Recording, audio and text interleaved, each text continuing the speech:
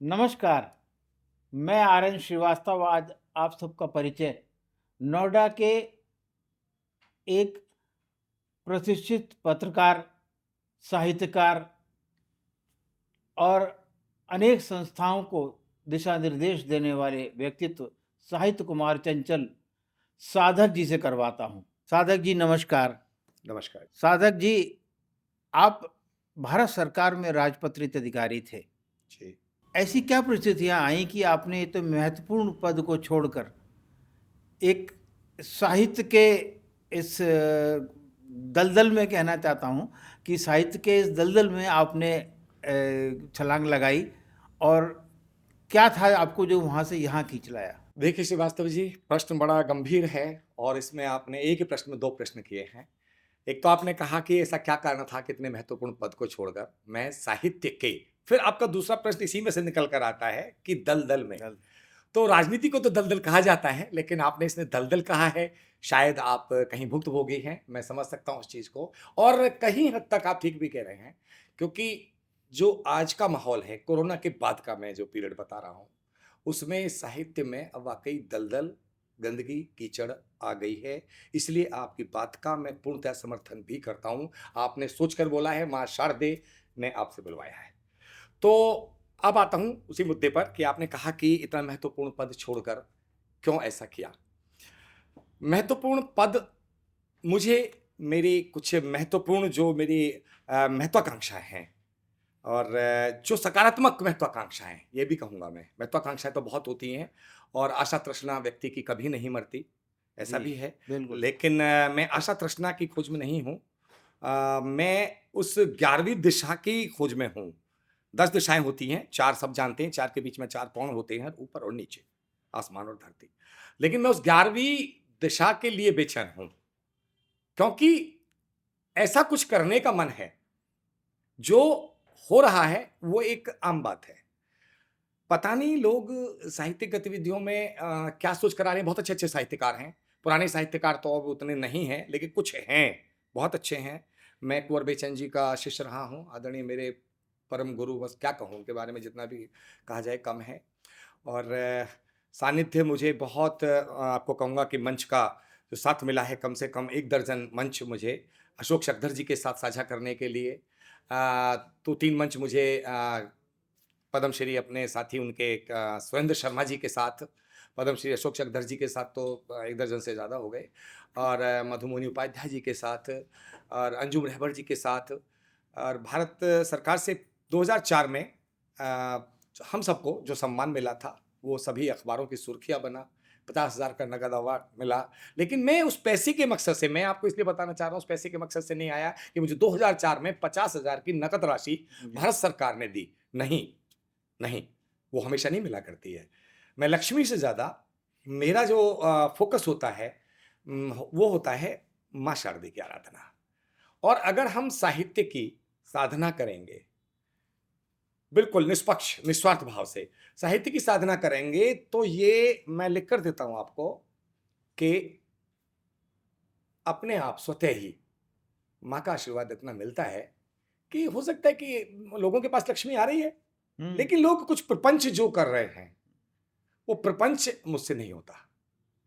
और यही मेरा मकसद रहा कि प्रपंच जो हो रहा है, उसी को देख-देख के ऐसा लगा कि कुछ अलग करते हैं। चलो कुछ हट के करते हैं, कुछ डिफरेंट करते हैं। तो मैं काफ़ी कार्यक्रमों में ऑन ड्यूटी जाता था, बड़े-बड़े कार्यक्रमों में गया, राष्ट्रीय स्तर के कार्यक्रमों में गया, लेकिन मन को संतुष्टि नहीं। लेखन में कुछ बाधाएँ आ रही थी कि मान लिया मेरे सीनियर हैं, उन्होंने कहा कि साहित्य चंचल जी आइएगा, डिस्कस करना है, मीटिंग करनी है, तो मैं उसमें थोड़ा प्रभावित होता था। कहीं लिख रहा हूँ तो कलम वहीं रुक जाती थी। तो उस लिखने में जो ऑफ़िशियल जो लैंग्वेज होती है, हम नोटिंग ड्राफ्टिंग या अपने सिग्नेचर कर रहे हैं पढ़ के, अमेंडमेंट कर रहे हैं, वो दैट इज़ डिफरेंट इश्यू। लेकिन ये जो लेखन जो होता है, जो आत्मा की हमारी अभिव्यक्ति होती है, अपने जो हृदय के उद्गार होते हैं, विचार होते हैं, जो कागज़ पर उकेरे जाते हैं, तो शास्त्री जी मैं समझता हूँ ये एक स्वाभाविक वो है, माँ शारदे का विशेष कृपा होती है। अब उनकी कृपा रही और मैं इसमें उनकी साधना में अनवरत चलता जा रहा हूँ और मकसद है कुछ अलग करने। बिल्कुल ठीक कहा आपने। माँ शारदे की जब कृपा होती है, तो लक्ष्मी की कृपा तो बाई प्रोडक्ट है। जब आपकी कह सकते हैं। माता सरस्वती की वंदना में आप एक क्वालिटी मेंटेन कर लेंगे तो लक्ष्मी उसके लिए एक प्रश्न चिन्ह कभी नहीं बनती। जी। आपका नाम साहित्य कुमार चंचल और उसके आगे साधक, जी। ये चंचल आपका उपनाम है और साधक आपने बाद में जोड़ा। बताता हूँ, बहुत अच्छा प्रश्न पूछा आपने। ये सबसे पहले शुरुआत करते हैं साहित्य कुमार चंचल। साहित्य मुझे मेरे जो साथी कविगण हैं, बहुत साहित्यकार हैं, अच्छे-अच्छे साहित्यकारों ने मुझसे मंच पर भी पूछा और मंच पर अपनी तरफ से संचालक महोदय ने कई ने ये भी कहा कि ये साहित्य से इतना प्रभावित हुए, कविताओं से इतना प्रभावित हुए कि नौकरी तो इन्होंने छोड़ी ही है। गज़टेड पोस्ट तो इन्होंने छोड़ा ही, लेकिन साथ में इन्होंने अपना नाम भी साहित्य रख लिया। लेकिन नहीं, ये एक मिथ्या है। उनका जैसा उन्होंने सोचा उन्होंने वैसा कह दिया, लेकिन फिर मुझे सफाई देनी पड़ती है, बताना पड़ता है हुँ। लोगों को मंच पे। आपने पूछा तो आपको बताना तो बहुत ज़रूरी है कि ये साहित्य नाम ये मेरे फ़ादर को क्रेडिट जाता है। मेरे फ़ादर भी राइटर थे। बहुत जी। अच्छे हाँ, बहुत अच्छे नाटक रंगमंच के दिशा मतलब निर्देशन करते थे, निर्देशक भी थे। खुद प्रोड्यूस भी करते थे अपना पैसा लगा के और बच्चों को वो कोशिश करते थे कि अच्छे मंच दिए जाएँ। और यही क्रेडिट जाता है कि जब मैं दूसरी या तीसरी क्लास में था, उन्होंने मुझे मंच पर खड़ा कर दिया। और जब ऐसा खड़ा किया कि मैं रहा तो ज़मीन में, हवा में तो नहीं उड़ता, हुँ, ना कभी हुँ, उड़ने का प्रयास करूँगा। हुँ। लेकिन बस यही है कि ज़मीन पर पैर रहें और समाज की सारी बातें होती रहें। सारी बात होती रहे। जनवादी लेखन के लिए जाना जाता हूँ, समाज की पीड़ा को लिखता हूँ। तो साहित्य नाम जो है वो मेरे पिताश्री ने मुझे दिया है। Credit goes to my father. उसके बाद पता नहीं उनको पता था कि मेरा बेटा लिखेगा। खून में कविताएँ मेरे बड़े भाई भी बहुत अच्छा जी। लिखते हैं। मुझसे अच्छा। बहुत अच्छा लिखते हैं। और साथ में आपको बता दूँ कि चंचल मेरे बड़े भाई का उन्होंने लगाया सरनेम तो चंचल लगा दिया। अब जाति से थोड़ा ब्राह्मण हैं, मैं किसी जातिवाद के समर्थन नहीं करता लेकिन फ़ादर शर्मा लगते थे पंडित होराम शर्मा। राष्ट्रपति से अवार्ड भी मिला था अच्छा। पिताश्री को शिक्षा के क्षेत्र में। शिक्षा के क्षेत्र में, जी हाँ, हाँ, उनका सेक्टर नाम 12 के सब नाम नाम सुना है मैंने, नाम सुना होगा आपका आपने। नाम लेते ही मैंने आपने दे नाम सुना होगा बिल्कुल, बिल्कुल। क्योंकि सेक्टर 12 नोएडा में सबसे पहला जो प्राइमरी गवर्नमेंट आदर्श स्कूल उसका नाम रखा गया, जी। उस स्कूल का जिसके सामने एक पार्क है जिसका जी हाँ। उस टाइम के तत्कालीन मुख्यमंत्री एनडी तिवारी जी ने हाँ, कांग्रेस की सरकार जी थी हाँ उस जी। वक़्त, उन्होंने उसका उद्घाटन भी किया था। मैं उसमें था, बहुत छोटा इंदिरा स्टूडेंट था मैं। प्रियदर्शनी पार्क है जी, वहाँ। जी, जी, प्रियदर्शनी पार्क। उसके ही सामने ये क्यू ब्लॉक में स्कूल है। जी। उसके फादर प्रिंसिपल सबसे पहले प्रिंसिपल पिताजी रहे और जब तक पिताजी का आखिरी सांस थी तब तक प्रिंसिपल उसके रहे। आप अंदाज़ा लगा सकते हैं। लोगों ने कुछ राजनीति भी खेली उनके खिलाफ हुँ। लेकिन पर वो नहीं उनको भी हटाया गया क्योंकि पहली चेयरमैन शायद बीना उपाध्याय थी। जी। पहली चेयरमैन बीना उपाध्याय डिप्टी थी चीफ नोएडा थी की। वो। जी। तो उन्होंने ही फादर को ढूँढा। नहीं फादर दुजाने में सुंदर जी। जो हुए हैं, सुंदर एक डाकू हैं, हाँ उनको भी जी, हाँ पढ़ाया जी। जी। और भी कितने उनके लोग इंजीनियर, डॉक्टर्स कितने राजनीतिज्ञ बहुत बड़े-बड़े उनके पढ़ाए हुए। सफ़ाबाद भी माननीय डीपी यादव जी को भी उन्होंने पढ़ाया, तो बहुत प्यार करते हैं उनसे। तो मुझे सब सूचनाएँ देते रहते थे। आज उनका प्यार आदरणीय डीपी यादव जी का, मंत्री जी का मैं कहता हूँ कि इतना प्यार मिलता है कि वो बिल्कुल बच्चे की तरह ही मुझे डील करते हैं। तो वो सब ये पिताश्री का ही सब कमाल है कि उनको सब जानते थे, जी। उनके करीबी रहे। तो फिर फादर को इन्होंने बुला लिया कि आपने बहुत गाँवों में पढ़ाया, क्योंकि नोएडा तो एक बाद में शहर बना ना, ये सन बिल्कुल, 75 में इसकी बिल्कुल, नींव रखी गई। बिल तो फादर को इन्होंने बुला लिया जब ये स्कूल बना और ये मेरे विचार से बात है 80s की बात है, 80s की, अर्ली 80s 80s की की। बात है, हाँ जी। तब ये बना। तो तभी से फादर फिर यहाँ रहे। फादर गाँव छोड़ के उधर चले आए। मैं फादर के पास 2 साल के लिए 11वीं क्लास में, उस क्लास में उनके पास आया। फादर मैं देखता था कि वो जब मुझे मंच पे तो बहुत शुरू से उन्होंने कर दिया था, लेकिन मैं जब देखता था औरों का भी विकास कर रहे हैं फादर पिताश्री, तो मैं उनके साथ फिर उनके हाथ भी बटाने लगा। मुझे वो काम सौंपने लगे कि ऐसा करना है, ये करना है, वो करना है। बस यही रुचि ऐसी चलती रही, लेखन करता रहा। फादर उसमें कहते रहते कि ये थोड़ी लाइन गलत हो गई है, इसको थोड़ा सुधारिए, इस शब्द की जगह यहाँ पे ये आएगा। जैसे कि और, तथा, वे, एवं जी। ये सब पर्यायवाची शब्द हैं। पर्यायवाची। लेकिन कहाँ पे क्या आना कहाँ पे है? आना है ये वही पानी जो बिल्कुल। बहता है, जो हम पीते जी, हैं, जी। वो पानी गंगा में जाकर जल हो गंगा जाता नदी पहुँच में जाकर वो है। जल बन जल जाता है। बन जाता है। जी। वो कहीं नीर होता है तो कहीं तोय होता है, कहीं अम्बु होता है, कहीं पंख होता है हाँ, तो कहीं पानी होता है तो कहीं जी, जल होता है। जल। तो उन्होंने कहा कि यहाँ पर ये शब्द सटीक होगा। एवं की जगह आप और लगाइए, तथा लगाइए। तो ये चीज़ें बारीकी चीज़ें थी हिंदी की। ये वो सुधारते थे। तो सराहना करते थे, हमेशा कहते थे बहुत अच्छा लिख रहे हो, बहुत आगे जाओगे। अब नहीं पता था इतना कि भारत सरकार भी सम्मानित कर देगी और नहीं पता था कि अब पुस्तकें भी शुरू कर दी हैं लिखनी। हुँ। तो एक पुस्तक भी आ गई है मेरी। बाल गीत आई है बच्चों के लिए। मेरा जो फ़ोकस है श्रीमान जी वो अक्सर रहता है बच्चों पर। बच्चों में हिंदी के प्रति बच्चों को जागरूक करूँ। क्योंकि हमारी नींव मज़बूत है, तो इमारत बुलंद होना स्वाभाविक है। बिल्कुल, हम कितनी भी मंजिल चढ़ा सकते हैं और जिस शहर में हम बैठे हैं ये हाईटेक शहर है, ये बिल्कुल, मंजिलों का ही शहर है, फ्लैट्स का शहर है नोएडा। तो आप अंदाज़ा लगा सकते हैं कि अगर नींव मज़बूत नहीं करेगा कोई बिल्डर, बिल्कुल, कुछ हादसे भी हुए हैं कि वो बिल्डिंग गिर गई, बिल्डिंग क्योंकि गिर नींव गई। मज़बूत नहीं थी। बिल्कुल, तो ये मैं बच्चों को नहीं गिरने देना चाहता, इस हिंदी को नीचे नहीं इस तरह चाहता नीचे गिरे, क्योंकि ये मजबूत तभी रहेगा जब हम बच्चों को करेंगे। तो अब मैंने बच्चों के लिए करीब 20 साल से बच्चों के लिए कर रहा हूँ। वैसे तो 25 साल से का पाठ है ये सब हिंदी के लिए एक अपनी एक संस्था के माध्यम से साहित्य वेलफेयर कल्चरल स्पोर्ट्स फेडरेशन पंजीकृत संस्था उसके माध्यम से लोगों को मंच दिए, युवाओं को मंच दिए हैं। लेकिन कुछ अफसोस है कि कुछ लोग गलत रास्ते पर चल गए, पैसा कमाने के लिए चल गए, उसको चुटकला और उसमें ढाल लिया। हास्य के साथ व्यंग होना चाहिए तो व्यंग ना करके, वो कटाक्ष ना करके, वो केवल हास्य फूहड़ हास्य चुटकलेबाजी में आ बच्चों गए। तो आप तो योग्य हैं, आप समझते हैं जी, इन जी, चीज़ों को, बिल्कुल। हिंदी प्रेमी हैं आप। तो वो ये इस चीज़ से मुझे एक वो टीस होती है मेरे मन में अंदर, बहुत दुःख होता है। जब हिंदी के साथ ये मज़ाक किया जाता है, हिंदी को साधना ना बनाकर साधन बना लिया साधन जाता बना है, लिया जाता तो वहीं पर फिर एक कोई मुझ जैसा साधक, वहीं आ रहा है, हूँ मैं, वहीं आ रहा हूँ। कि साधक कैसे रहा? तो मुझ जैसा कोई साधक होता है, लोगों ने मुझे साधक कहने लगे, हिंदी से भी कहने लगे, तब जाकर ये नामकरण हुआ साधक।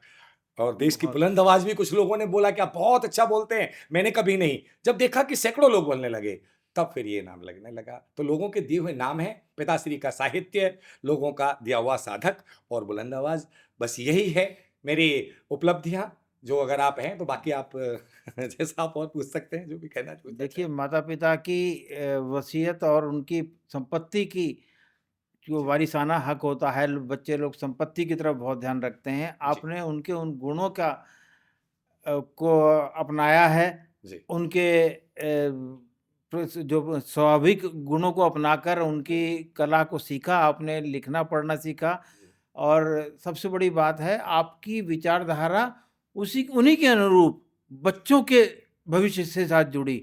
जी, ये बहुत सुंदर बात है और मैं आपके आदरणीय पिताजी को भी इसके लिए साधुवाद देता हूँ और जी, नमन करता हूँ।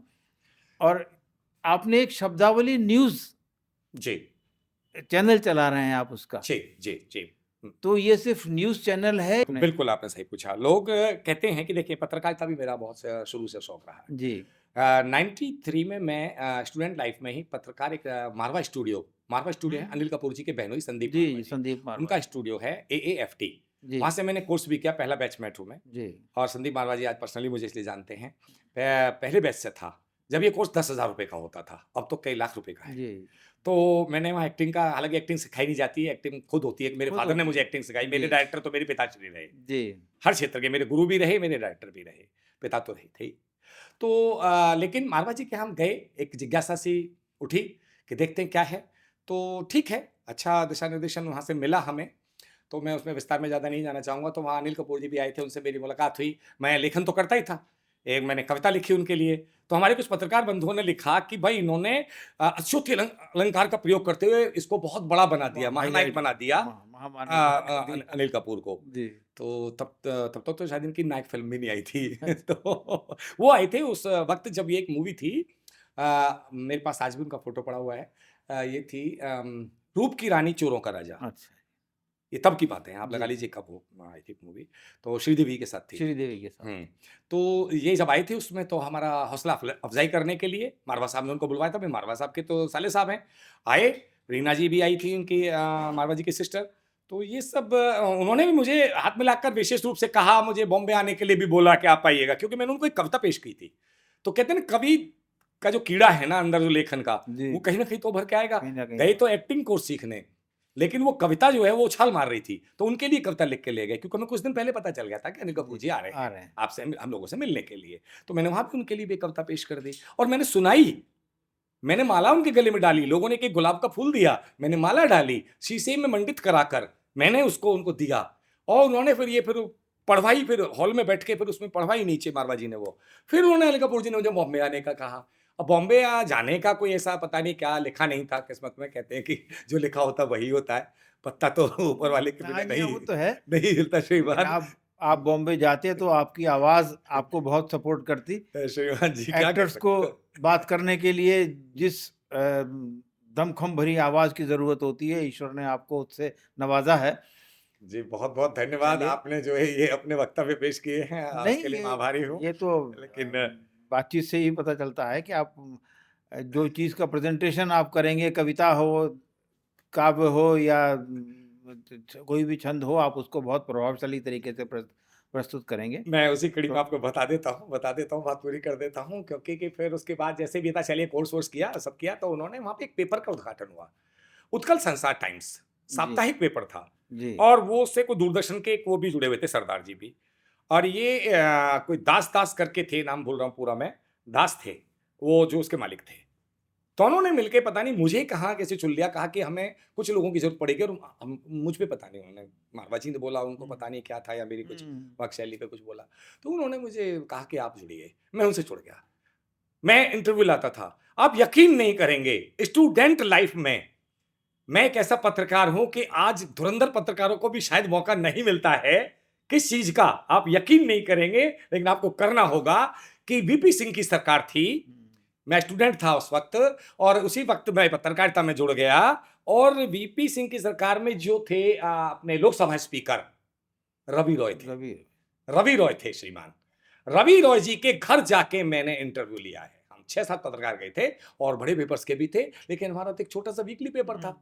हम उससे जुड़े और मुझे चांस दिया। मैंने कहा कि इतना धमाकेदार काम, इतना बड़ा काम आपने मुझे दे दिया, कैसे कर पाऊँगा? लेकिन कॉन्फिडेंस था। और आपने जिस आवाज़ की बात की, कॉन्फिडेंस था, मैं पहुँच गया और मैंने प्रश्न किए, मेरे प्रश्नों का जवाब दिया। संपादक बहुत खुश हुए, संपादक ने मुझे इनाम भी दिया। तब उस टाइम अपने एक स्कूटर पे जा के इंटरव्यू जी लेते थे। हाँ, बिल्कुल। पेट्रोल का ही, तेल का ही खर्चा मिलता था, लेकिन शौक था। मैंने कहा ना कि मैंने कभी महालक्ष्मी को कभी वो नहीं किया ज़्यादा, कि महालक्ष्मी अगर मैं अच्छे कर्म करूँगा, तो कर्मण्येवाधिकारस्ते मा फलेषु कदाचन करेक्ट। है और ये तो कर्म करते रहो। बिल्कुल, बिल्कुल। और कहते हैं कि अच्छे कर्म हैं तो लक्ष्मी स्वयं आती निवास हेतु, जी। लक्ष्मी स्वयं पास आती है। तो मेरा यही है कि आपने जैसे कि आपने भी कहा कि आप अच्छे लिखेंगे, करेंगे तो अपने तो आता है तो उसको ठुकराता नहीं। लेकिन कहीं माँगता नहीं कि मैंने ये लिखा है, मेरी कविता के लिए मुझे इतने हज़ार चाहिए, इतने लाख चाहिए। ये मेरा है एक। इसीलिए मैं चाहता हूँ जहाँ अच्छा कार्यक्रम हो रहा है, वहाँ मैं जाके पार्टिसिपेट करूँ, अपनी बात कहूँ, समाज को कुछ दे सकूँ, अपना कवि धर्म निभा सकूँ। मेरा मकसद तो ये रहता है। तो श्रीमान पत्रकारिता की वहाँ से वो लग गई लत। फिर उसके बाद 2000 में एक में इनका ये अपने अजीत कक्कड़ जी, ये सीएनएन चैनल से इनसे जुड़े थे, तो इनका डैन होता है, डैन न्यूज़, डैन करके था, फिर जी, विन था पहले, फिर जी। डैन था, डैन था। सीएनबीसी का। जी। तो वो उसमें एंकरिंग इन्होंने चालू की लोकल में, जनपद की न्यूज़ खबरें, जनपद की खबरों से जुड़ गया। 12 साल मैंने एंकरिंग की उसमें। अरे वाह! और मुझे जब हम 6-7 वो थे समाचार वाचक, तो उसमें सबसे बेस्ट मुझे उन्होंने इनाम दिया। तो मुझे अच्छा लगता था, कैजुअल बेस पे करता था। भारत सरकार में ऑफिसर था लेकिन उनसे परमिशन लेने के बाद। हुँ। बाकायदा लेटर डेकोरम हाँ, होता हाँ, है। बिल्कुल, बिल्कुल। लेटर दिया कि अवैतनिक होगा, तो मैं हुँ, अवैतनिक पैसे नहीं लेता था। पैसे नहीं। तो ये मेरी शौक हॉबीज़ ये रही। तो जिसका मैं श इंटरव्यू मारता जिसका था लोगों शौक के, है ये करता उसको था। वेतन की ज़रूरत ही नहीं होती, उसको जी लगता है कि श्रीमान। ये इसीलिए जी, इसीलिए जिज्ञासा तो पूर्ण हो। बस वही है जी, जिज्ञासा को शांत करना था। फिर मैंने खुद सोचा कि अब अपना और भी 1-2 पेपर रीडर टाइम्स लखनऊ से निकलता है रवि पांडे जी का, उनका अब चैनल भी है, स्टूडियो भी है इसी तरह। तो उन्होंने जोड़ा, फिर उसके बाद वो मैंने छोड़ा। फिर मैंने अपना एक देखा कि हिंदी को लेकर एक जुनून है ना, जज़्बा जो बन गया जुनून, मेरा स्लोगन भी है, जी। मेरी इस फेडरेशन का, मेरी संस्था हुँ। का। तो फिर मैंने एक राष्ट्रीय कवि पंचायत मंच 15 सालों से शुरू किया और उसके बाद अभी ये 2 साल से दूसरी साल चल रही है, ये शब्दावली दर्पण न्यूज़ करके। तो हालाँकि मीडिया से जुड़ा हुआ है ये, मैं और भी हुँ, खबरें भी वो कर देता हूँ कभी-कभी हुँ। यदा-कदा, लेकिन मुख्य मेरा जो फ़ोकस है, मेन फ़ोकस मेरा रहता है साहित्यिक गतिविधियों पर। तो एक साहित्यिक मिशन के लिए मैंने नाम भी आपने देखा इस तरह का रखा है, हुँ, शब्दावली दर्पण न्यूज़। बिल्कुल। मेरी एक पुस्तक आई, उसका किताब का नाम भी शब्दावली, जी, बाल शब्दावली है। बहुत, बहुत यानी सुंदर। बाल गीत रखते लोग, तो बाल गीत तो हो गई बच्चों का हुँ, गीत, लेकिन मैंने नाम रखा उसका और नैतिक शिक्षा को उसमें मैंने कोशिश किया कि नैतिक शिक्षा परक बाल जी। शिक्षा देने का, जिसमें आदरणीय चक्रधर जी ने भी अपनी वो लिखी है, मदन लाल वर्मा कंस जी ने लिखी है, तो बहुत बड़े साहित्यकारों की उसमें जी, जी। हिंदी सचिव, पूर्व हिंदी के उप सचिव हमारे ऋषि शर्मा जी, उन्होंने भी उसमें लिखी है, हिंदी अकादमी दिल्ली से। अच्छा। हाँ जी, उन्होंने अपनी-अपनी टिप्पणियाँ लिखी हैं, 5-6 लोगों ने लिखी हैं और बस ये माँ शारदे का आशीर्वाद रहा जी क्योंकि हाँ, मैंने बिल्कुल। मैंने साधना की है बस और इसलिए ये साधक आपके सामने जैसा भी है। साधक जी, आप देश में और विदेश में कवि सम्मेलनों में जाते हैं, अपने वक्तव्य देते हैं और भारत का, मैं तो कहता हूँ भारत का प्रतिनिधित्व करते हैं। तो वो उसमें आपका क्या अनुभव रहा? और वहाँ की ऑडियंस आपको कैसे रिस्पॉन्ड करती है? और भारत और वहाँ भारत और किसी भी दूसरे देश में काम करते हुए आपको मतलब जैसे आफ्टर ऑल हम कवि सम्मेलन में जाते हैं तो लक्ष्मी प्राप्ति तो होती ही है, और भारत और दूसरे देशों में क्या तुलनात्मक अंतर है हम्म। आपके अनुभव का, वो बताएं। ओ शिवान जी, ऐसा है कि देश विदेश की जब बात आती है तो मुझे बहुत पहले 2003 में मैं जुड़ा अशोक चकधर जी से। हम्म। देश के नंबर 1 साहित्यकार हैं, आप जी। जानते ही हैं। उसके बाद उन्होंने मुझे कुछ साल बाद कुछ मंच अपने देश में करने के बाद बोला कि उन्होंने कहा कि आप वहाँ जर्मनी के लिए उन्होंने बोला। तो मेरे पास पासपोर्ट नहीं बनवाया था। जी। वो कैंसल हुआ। फिर किसी ने मुझे सऊदी अरब के लिए बोला, मेरे पास पासपोर्ट नहीं बनवाया। मैंने बहुत लाइटली ली ये चीज़ें। तो कभी ऐसा नहीं रहा कि मुझे छपासकार पढ़ास का बहुत ज़्यादा रोग है कि मुझे जाना है, जो लोग कर रहे हैं आज की डेट में। बस मैं हिंदी की साधना में लगा रहा, तो लिखता रहा। अब उसके बाद क्या हुआ कि फिर मैंने देखा कि यार लोग ज़्यादा कह रहे हैं, तो किसी ने कहा कि यहाँ ज़रूरत नहीं पड़ेगी, भूटान में आपका वोटर कार्ड चल जाएगा। तो मैं भूटान चला गया 2 साल पहले, अपने हिंदी के जी। प्रचार-प्रसार के लिए। उसके बाद फिर मुझे पिछले वर्ष 2024 नहीं, इसी वर्ष 2025 में, अब हम 25 में बात कर रहे हैं, जी। 25 का समापन है, जी। तो मार्च में नेपाल से आमंत्रण आया। नेपाल सरकार का कार्यक्रम था। उन्होंने 5 लोग हमारे हिंदुस्तान से उन्होंने कहा कि आप 4 लोग और लेके आएँ और आपके प्रतिनिधि आप ही रहेंगे। देश का प्रतिनिधित्व आप करेंगे और 4 लोग और लेके आएँ, अपनी पसंद के, हमें नहीं पता कौन क्या लेके आएँगे। अच्छे लेके आएँ। मैंने 4 लोग और उसमें किशोर श्रीवास्तव जी, सत्ता सिंह शर्मा जी और एक और भी महिला थीं, और दूसरे डॉक्टर हरेंद्र हर्ष जी। तो हम 5 लोग गए। तो उन्होंने कहा कि देखिए ये सिस्टम जो होता है ना सरकारी, इसमें एक लिखत पढ़त के साथ होता लिखा है। पढ़त के साथ। कहते हैं ना एक देहाती भाषा में अगर मैं प्रयोग करूँ तो कि बकतम नहीं चलती, लिखतम चलती है। लिखतम चलती है। तो उन्होंने कहा कि लिखित में उन्होंने कहा कि आप एक लेटर हेड पे दीजिएगा। उनका भी लेटर हेड आया, लेटर हेड पाया नेपाल सरकार से, हमने भी लेटर हेड पे दिया। तो फिर उनके पास एक सबूत हो गया कि हम लोग आ रहे हैं। उसमें कुछ चेंजिंग नहीं होना था। जो वो पहुँच गया, हम पहुँच गए लेके लोगों को। तो हमारा 3 दिन का टूर था जी वहाँ। बीच में गोरखपुर बहुत अच्छे-अच्छे साहित्यकारों से मिले। लेकिन जब फिर गोरखपुर से जब हम नेपाल में जाते हैं, तो वहाँ बहुत उन्होंने सम्मान किया, और वहाँ की जो जितने भी सरकारी तंत्र था, उन लोगों ने काफ़ी प्रशंसा की, और कार्यक्रम मतलब माँ शारदे के आशीर्वाद से इतना बुलंद हुआ कि उन्होंने फिर ये कहा कि वहाँ पर्यावरण विषय था, कि पर्या काव्य करके उन्होंने कार्यक्रम का नाम रखा था, पर्या काव्य। तो पर्यावरण पर लिखना था, तो मैं पर्यावरण पर लिख के लेके गया। आप यकीन नहीं मानेंगे, अभी आपके मैं स्टूडियो में भी आया हूँ, तो अभी भी एक कार्यक्रम करके आया हूँ, सूर्य संस्थान का। अच्छा जी। वहाँ पर मैं एक कार्यक्रम करके आया हूँ, वहाँ पे मंच पे का पाठ करके आया हूँ। जी, अरे बाबा वाह! कानपुरी जी थे, अटल मुरादाबादी, काफ़ी जी, जी। हाँ, ये करीब हम 1 दर्जन लोग कवि थे। हुँ। तो उसमें मैं भी था, तो वहाँ लोगों ने सम्मान किया। तो वो पर्या काव्य को मैं आज भी वहीं सुना के आया हूँ, क्योंकि किसी ने पर्यावरण के ऊपर चर्चा कर दी। तो मैंने फिर अपना जिसको सुनाने गया था, उन्होंने सुना के आज वो सुनाया। तो थोड़ी शुद्ध साहित्यिक हिंदी में है, तो इसलिए लोगों को थोड़ा-सा वो कुछ लोगों को समझ में नहीं आई, लेकिन मंच उसको अच्छी तरह से समझ में मंच आया। ने अप्रिशिएट कोशिश मेरा किया। रहता कि मैं साधारण कविता दूँ लोगों को, जी। जो लोगों तक पहुँचे, दिल को छुए। जनवादी जी, जनता के लिए कुछ लिखूँ। जो कुरीति हैं, जो जी। प्रताड़ित और निर्दलित और पीड़ित व्यक्तियों की पीड़ित व्यक्ति आवाज़ है, उसको मैं अपनी कविता के माध्यम से पेश करके पेश और कर। लेखन करके मैं कवि धर्म निभा सकूँ। राष्ट्र धर्म तो निभ ही जाएगा, पहले कवि जी, धर्म निभाएँ, कवि धर्म भी। और राष्ट्र धर्म तो राष्ट्र सर्वोपरि है। बिल तो ये रहा, मैं वहाँ गया, और उसके बाद अभी किसी ने फिर कहा है किसी एक देश में जाना है। इंग्लैंड की बात आई है, किसी ने मुझसे कहा है, एक शायर हैं अच्छा। बहुत, तो मैंने अभी तक पासपोर्ट नहीं बनवाया, आप यकीन नहीं करेंगे।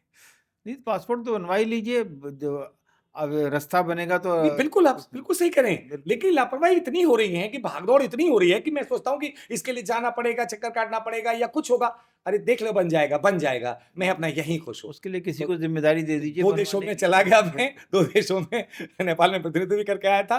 तो वो मेरी कविता को उन्होंने उसमें भी छापा है वहाँ। जी। उन्होंने ये भी कहा कि आपकी इस कविता को हम अपनी सरकारी मैगज़ीन सरकारी में, मैगज़ीन सरकारी में। इसमें रिकॉर्ड में हम छापेंगे, करेंगे। तो ये सबसे बड़ी उपलब्धि है, ये है सबसे बड़ा अचीवमेंट, ये बिल्कुल। है मेरा सबसे बड़ा मानदेय। और मैं कहता हूँ कि मैं मानदेय से ज़्यादा ज्ञानदेही की बात, ज्ञानदेही की बात करते हैं। मानदेही तो सबको चाहिए, बिल्कुल लेकिन ज्ञानदेह की बातें आजकल लोग कम कर रहे कम हैं। कर रहे हैं। तुकबंदी और तुकांत कविता नहीं होती है श्रीमान, कुछ देना होता है, कवि पथ प्रदर्शक होता है, बिल्कुल मार्गदर्शक होता है, हमसे उम्मीदें होती हैं लोगों को। तो ये सब चीजें होती हैं। तो देश विदेश में सोच रहा हूँ कि और आगे प्रचार प्रसार करूं, आप नहीं, लोगों तो के उसके आशीर्वाद से लिए देश के तो कोने कोने में जाता हूँ। विदेश जाने का मार्ग प्रशस्त हो, इसके लिए सबसे पहले पासपोर्ट बनवाइए। जी इसके जगह जगह कंसल्टेंट्स होते हैं, जी, तो कंसल्टेंट को एक बार फोन कर देंगे तो बाकी काम वही कर देगा। हाँ बिल्कुल, आप आपको सही कुछ कह रहे हैं, आप सही कह रहे हैं, इतना टफ अब नहीं सब है, चीज़ें लेकिन इतनी बस मैं एडवांस हो समय गई नहीं हैं, निकाल पाया। और आपकी ये साधना सफल हो, आपका नाम साधक पूर्णतया सार्थक हो, जी माता सरस्वती की कृपा आप पर बनी रहे। तो साधक जी, आपके इतने गुण अनुभवों को सुनने के बाद मुझे लगा कि आपकी भविष्य की योजनाएं भी उतनी गंभीर होंगी। कुछ दर्शकों को बताइए कि साहित्य के क्षेत्र में, बच्चों के साहित्य के क्षेत्र में और क्या भविष्य की योजनाएं हैं आपके पास? देखिए आदरणीय श्रीवास्तव जी, भविष्य के तो कहते हैं गर्भ में क्या छुपा है ये तो ईश्वर ही जाने, और लेखन के लिए माँ शारदे जाने। लेकिन माँ शारदे का आदेश इतना है, मुझे आभास हो जाता है कि मुझे शायद भेजा इसलिए गया है कि कुछ अलग करना है और बच्चों के लिए खास तौर से करना है। मेरा मकसद ये नहीं कि मैं आ रही हैं मेरी और भी, अगले साल भी एक पुस्तक आ रही है, उसके बाद फिर एक और आएगी, और उस बीच में भी मैं सोच रहा हूँ, अभी मैंने बच्चों के लिए बाल शब्दावली लिखी, मैंने अभी जिक्र किया था, फिर एक और बाल गीत बच्चों की भी अभी और लाने के मूड में हूँ मैं, लेकिन अभी उसमें थोड़ा गैप दूंगा, एक वैसी पुस्तक आएगी। लेकिन ये इस तरह की पुस्तकों से, गीत गजल की पुस्तकों से, या गद्य पद्य, या अपनी कहानी लेखन, ये हम आत्मसंतुष्टि तो कर लेते हैं।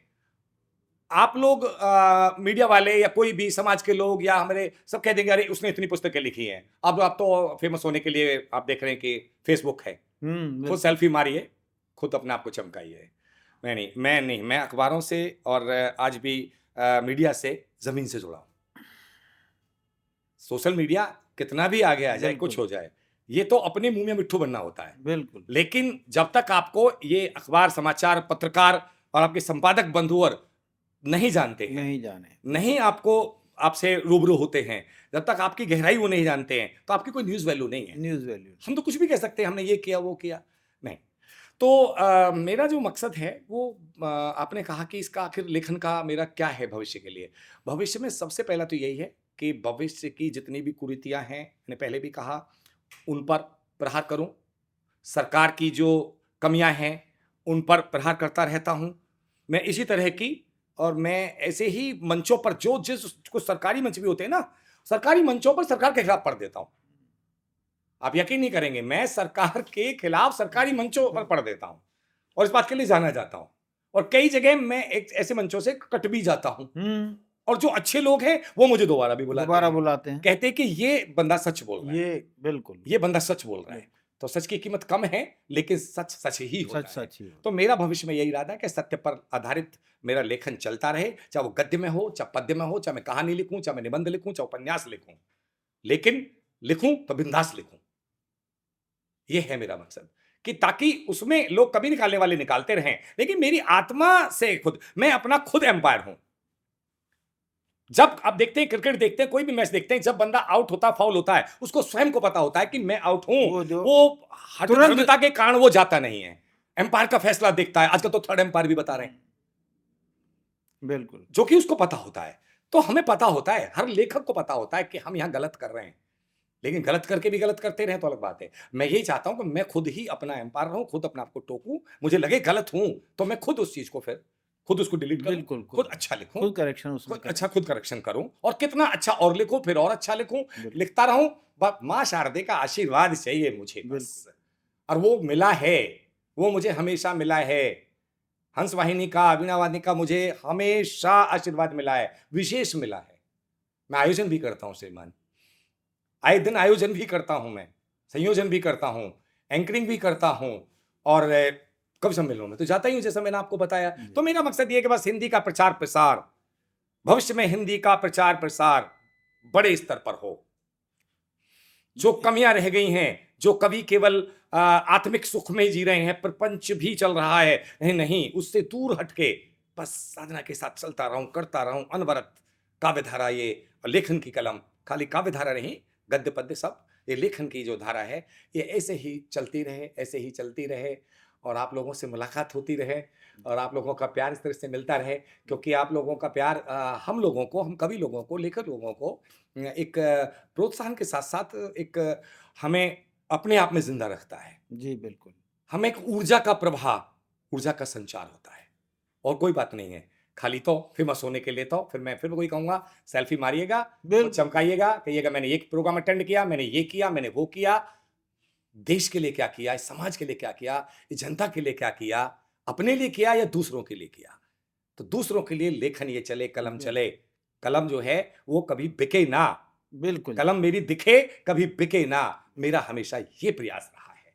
बहुत और सुंदर। देखिए भविष्य में मकसद है कुछ ऐसा ही करने का आगे भी। साहित्य का ये जो मेडिटेशन आप कर रहे हैं, आप ये तो निश्चित मानिए कि मेडिटेशन जिस देवता का आप करेंगे, जिस देवी का करेंगे, वो अवश्य प्रसन्न होगी और उसका आशीर्वाद, माँ शारदे का आशीर्वाद आपको अवश्य अनवरत प्राप्त होगा। सहमत हूँ आपकी बात से मैं। और उसके लिए कोई विशेष पृथक कुछ नहीं करने की ज़रूरत आडंबर होती की है। आवश्यकता नहीं। बिल्कुल, जी। किसी आडंबर की आवश्यकता नहीं। तो साधक जी, अपनी 4 पंक्तियों में हमारे दर्शकों को कोई संदेश दीजिए कि उनको किस तरह से आने वाली पीढ़ी को आगे बढ़ना है, किस तरीके से साहित्यकार उसमें सहयोग देता है और जोड़ा जा सकता है। पंक्तियों की बात आती है तो मैं आपको कहता हूँ कि मेरा लेखन हमेशा, मैं फिर वही कहूँगा कि जनवादी लेखन रहा है, सामाजिक चेतना पर रहा है। तो सामाजिक चेतना की बात है तो मानवता। तो जैसे मानवता के लिए मैं 4 पंक्ति आपको दे रहा हूँ कि गली-गली में रोती है अब मानवता बेचारी रे। गली-गली में रोती है अब मानवता बेचारी रे, हाय समाज कैसा निर्दयी है, कैसा अत्याचारी रे। अरे तन से फेंकी दूर हाय रे, तनिक नहीं सुविचारी रे, नीर विलग हो तड़पन भरती, आकुल मीन बेचारी रे। जिस तरह से मछली, मीन माने मछली, पानी से अलग होकर, पानी से अलग व्याकुल होकर होकर तड़प-तड़प तड़प कर छटक कर मर जाती है। इस तरह से मानवता हमारे बीच में से गई है।